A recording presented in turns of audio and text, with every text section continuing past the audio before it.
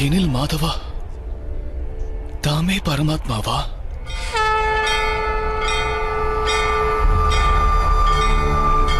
ஆம் பார்த்தா, நானே பரமாத்மா.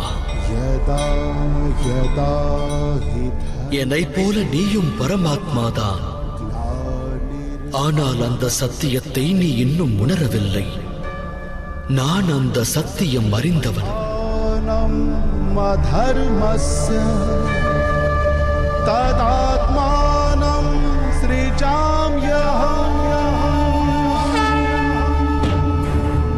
அப்படி என்றால் தம்மிடம் சமர்ப்பணமாவது இறைவனிடம் சமர்ப்பணமாவதற்கு இணையல்லவா?